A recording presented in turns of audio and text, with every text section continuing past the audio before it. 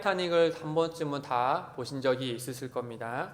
그 영화에서 선장이 출항을 하기 전에 이런 얘기를 합니다. 이 배는 하나님도 가라앉힐 수 없다라고 말이죠. 이렇게 말할 수 있는 이유는 당대의 타이타닉 배는 당대의 최고의 기술과 또 자본이 집약된 이런 결정체였기 때문에 이렇게 자신 있게 이야기할 수 있게 되었죠. 그러나 영화의 결말을 우리가 알고 있듯이 빙산 앞에 이 화려한 배가 침몰하고 말았습니다. 느부갓네살은 바벨론 최고의 통치자입니다.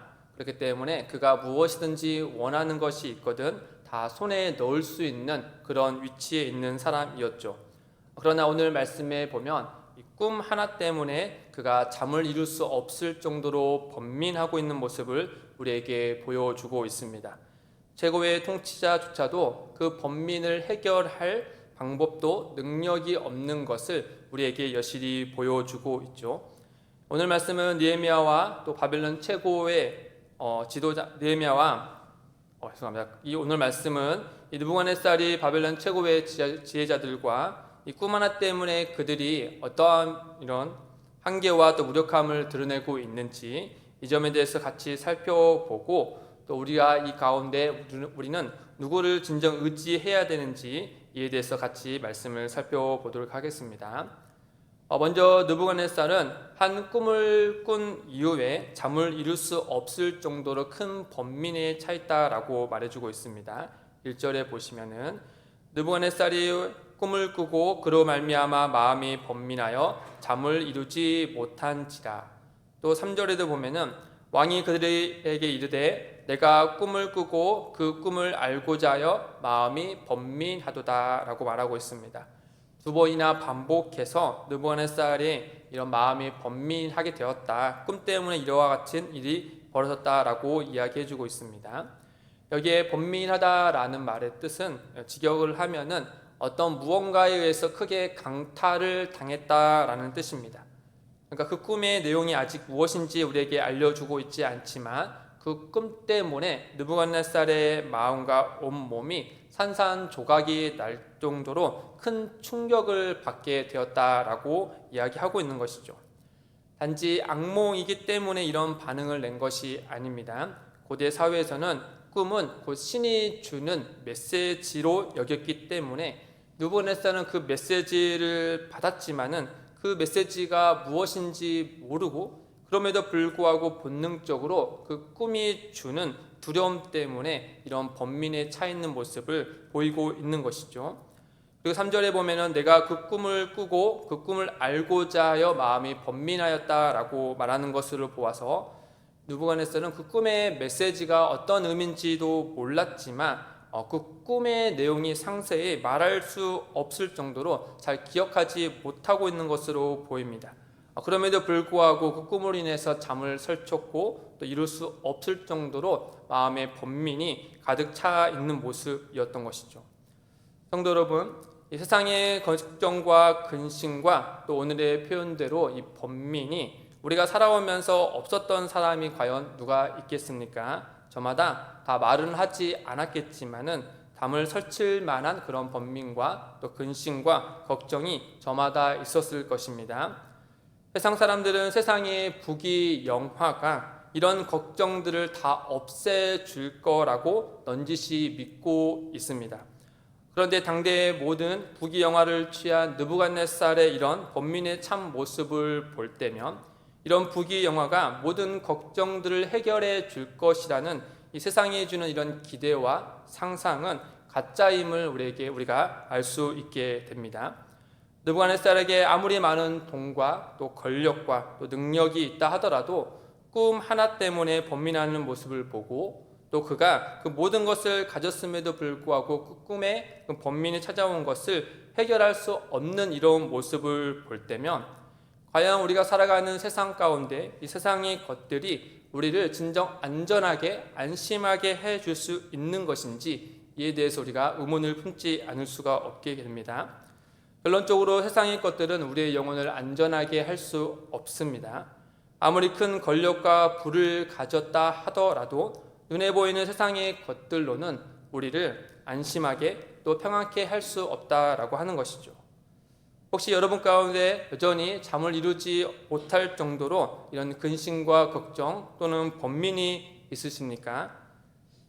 그게 무엇인지는 우리가 알 수 없지만 그 문제를 해결하기 위해서 여러분들은 또 우리는 무엇을 의지하고 있는지 우리 스스로를 한번 돌아보면 좋겠습니다.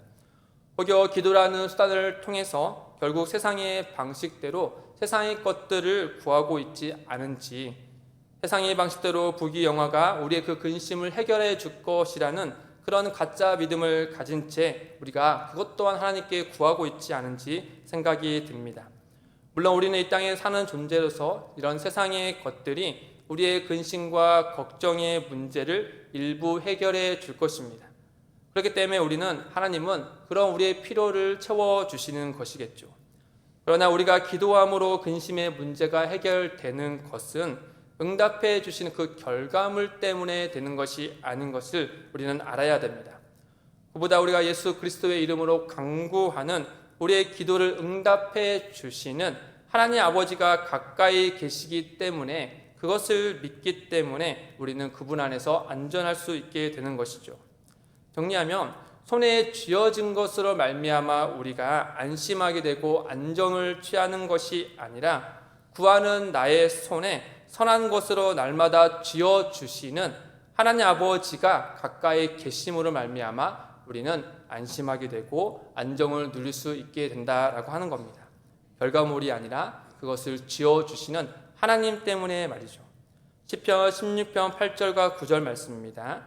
내가 여호와를 항상 내 앞에 모심이여 그가 나의 오른쪽에 계심으로 내가 흔들리지 아니하리로다. 이러므로 나의 마음이 기쁘고 나의 영도 즐거워하며 내 육체도 안전히 살리니. 다른 무엇이 아니라 여호와 하나님께서 나를 항상 가까이 계시기 때문에 내가 흔들리지 아니하고 그 안에서 기쁘고 또 안전하다라고 고백하고 있는 것입니다. 다시 본문 말씀에 돌아가서 이후 느부갓네살은 그 꿈의 내용과 의미를 알기 위해 바벨론 최고의 지혜자들을 왕 앞에 서게 합니다. 그리고 그들에게 자신의 꿈과 그 꿈의 의미가 무엇인지를 그들에게 묻습니다. 2절과 3절 보시면 왕이 그 꿈을 자기에게 알려주도록 박수와 술객과 점쟁이와 갈대아 술사를 부르라 말하매 그들이 들어가서 왕이 앞에 선지라. 왕이 그들에게 이르되 내가 꿈을 꾸고 그 꿈을 알고자 하여 마음이 번민하도다 하니. 처음에 바벨론의 이런 지혜자들이 왕의 앞에 부름에 앞에 서서 매우 자신 있고 또 당당하게 서 있습니다. 그리고 왕에게 이르기를 왕이 어떤 꿈을 꾸었는지 알려주면 그 꿈을 해석해 주겠다라고 자신 있게 말을 하죠. 그러나 왕은 그들에게 이르기를 너희들이 나에게 이 만일 이런 꿈과 그 의미를 알아오라. 그렇지 아니하면 또 벌을 내리겠고 또 그 꿈과 그 의미를 알아오면 또 상을 내리겠다라고 말을 합니다. 그러니까 그 꿈이 무엇인지 물었지만 왕은 그 꿈조차도 알아오라라고 명령을 내린 것이죠.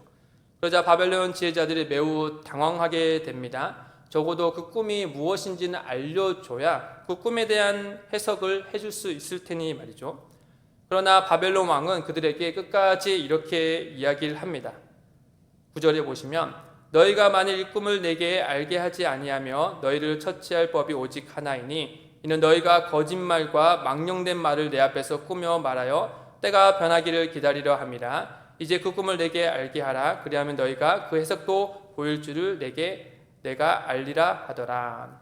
자세히 보시면 그 너희가 거짓말과 망령된 말을 내 앞에서 꾸며 말하여 때가 변하기를 기다리라 함이라 라는 이 왕이 이 신하들에 대해서 지혜자들에서 이런 작은 불신이 깔려 있는 것을 보게 됩니다.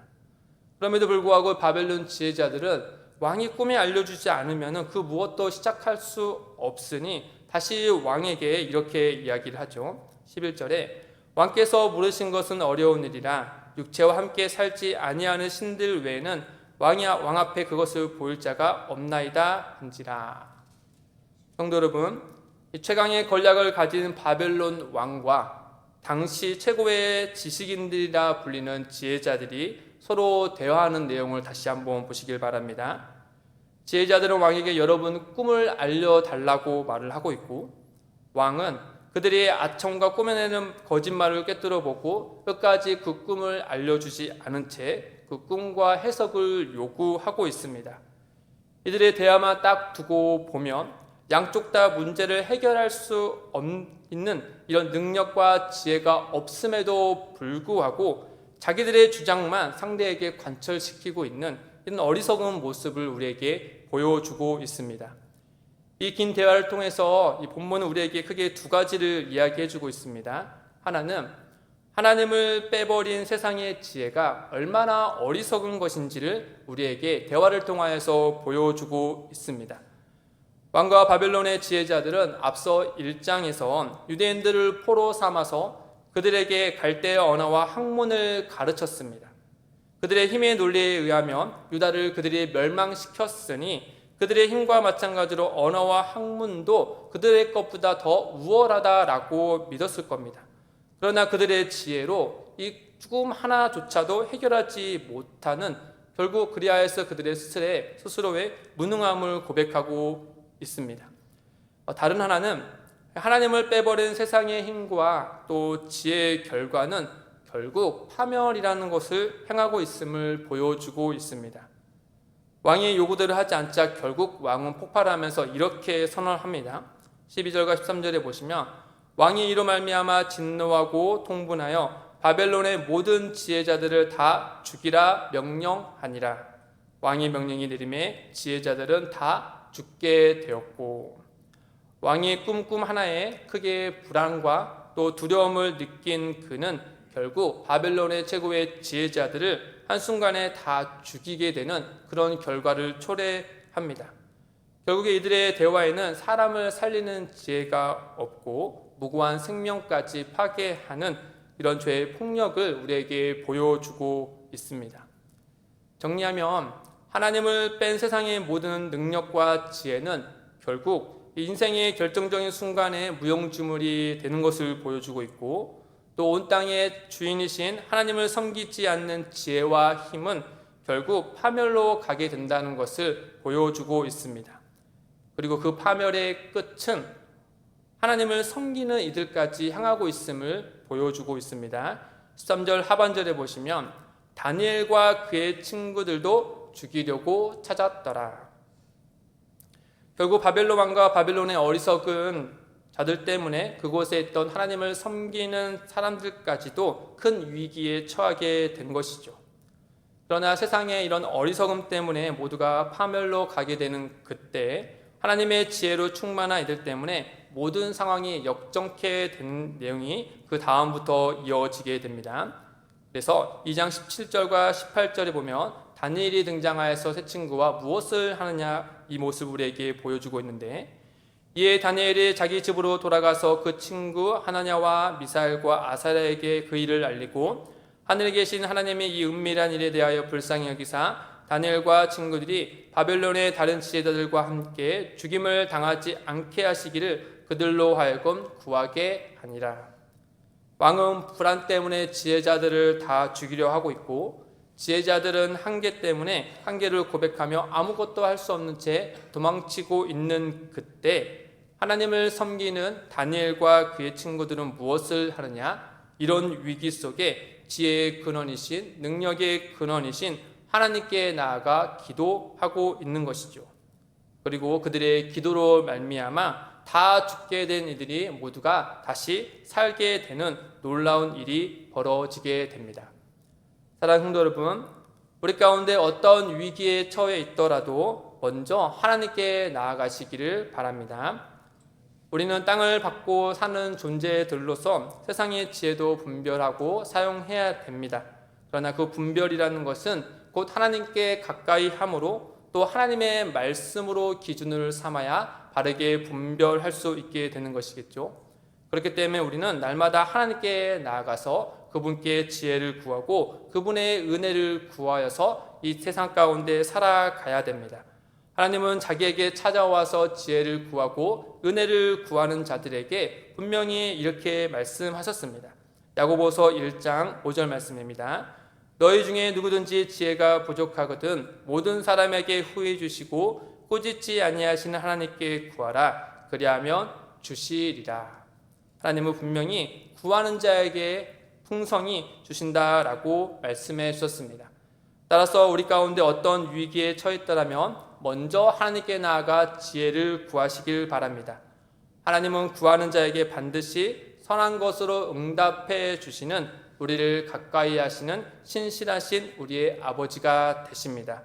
그 은혜를, 그 믿음을 가지시고 오늘 하루도 하나님 앞에서 승리하시기를 주님의 이름으로 소망드립니다. 같이 들은 말씀을 생각하며 기도하며 나아가겠습니다.